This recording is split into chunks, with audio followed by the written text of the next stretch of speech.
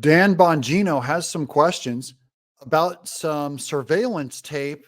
This involves a device that was left around a park bench in DC because Dan Bongino is not a spooky guy. He's pretty straight up and he tries to keep it pretty factual. And so do we. I do not indulge conspiracies, guys. So, welcome to Doug in Exile. This is where all the happy patriots are.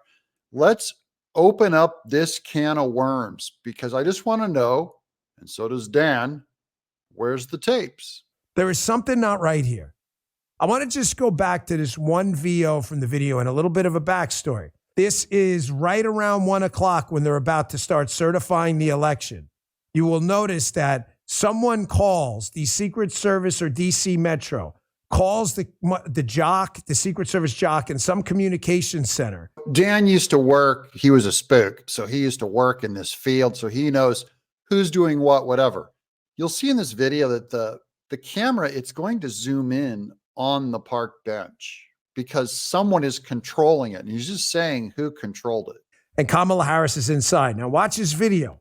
I tell you, see, now they know. So someone, that's not Guy, someone's remotely operating that camera and is zooming in on that bench where right to the right, if you were sitting on the bench of that coffee cup, or what they claim is a viable bomb, the FBI. We're going to take a look at that actual device, but it looks like a prop from a movie. It's so obvious with this little timer on the front of it, presented and exposed, like it's designed to be found. That's my own opinion, the way that it was photographed. What was told to that communication center? That zoom in is critical because they clearly knew something was up or they wouldn't have zoomed in the cameras. Also, why is that camera shot important? So we need those comms. We have to know what was said. But that camera shot is important. Why? Why is this camera shot important? Why is the camera important? Because there was a camera there pointed in that direction so they could show all of us the person actually planting it. Why don't they want to show all of us the person actually planting it when it's assumed if the camera's pointed there, they would have a recording? So if the Secret Service swept that area with bomb-sniffing dogs and EOD, explosive ordnance disposal teams, it's got to be on tape. And if it is on tape, why aren't they telling us anything?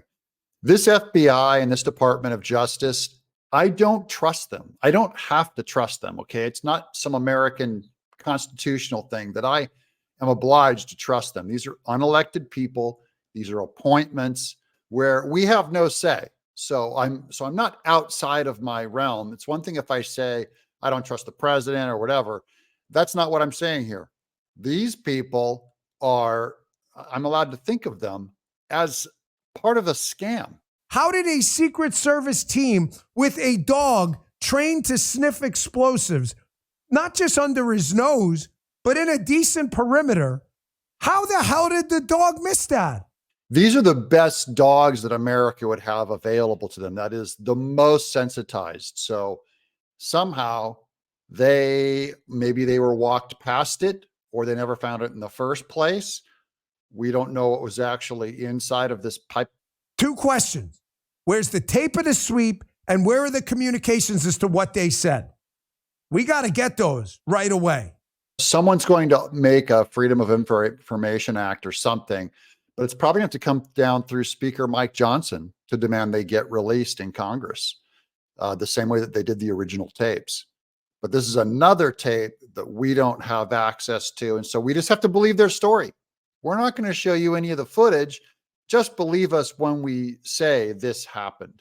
They find the RNC and the DNC bomb within 20 minutes of certification, 1 o'clock on January 6th. They're found by people and reported to people with an association with the Capitol Hill police. They hide Kamala Harris's location. Tapes are disappearing. Video appears to be edited. This all starts to smell a little weird. And I always thought that too. They had this one footage of a guy putting a duffel bag down or something. It just smelled like he was being too obvious and out in the public so that everyone could see it. That's not the way these things are usually planted if you're trying not to get caught. Why is the video manipulated? Beatty says they were able to show definitively that the surveillance footage had been tampered with. given the frame rate of 1.6 frames per second is below the industry minimum. They were able to show definitively that the FBI has the January 5th video, but for whatever reason, they didn't make public the surveillance footage that would make it clear whether the bomb suspect planted the bomb when they said he or she did. They released one set of footage, so they're supposedly into releasing footage. Why not release all of it?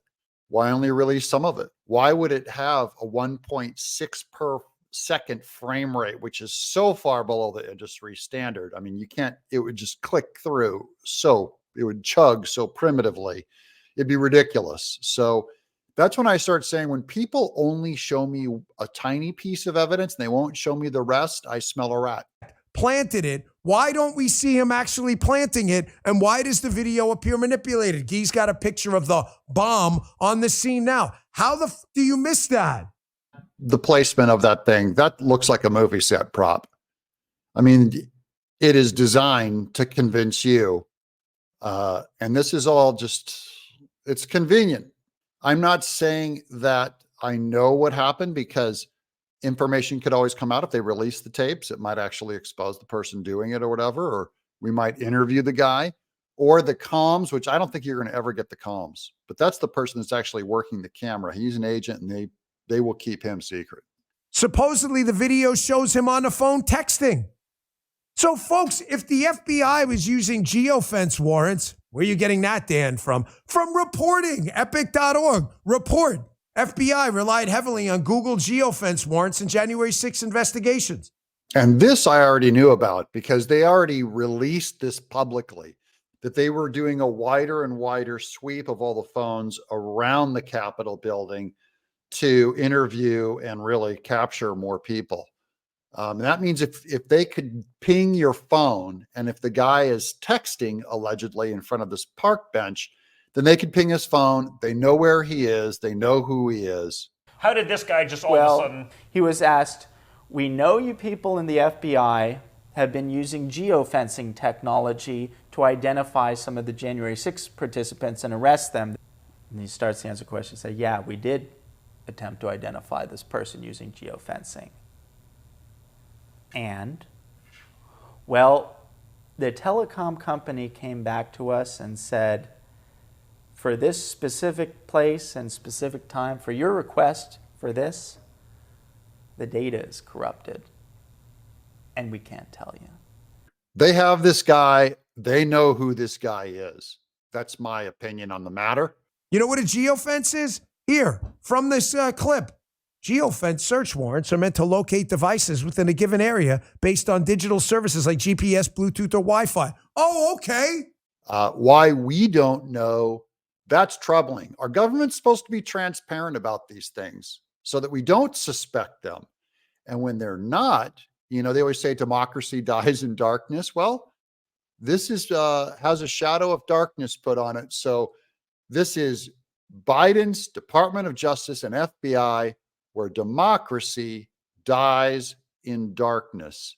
I'm Doug in Exile.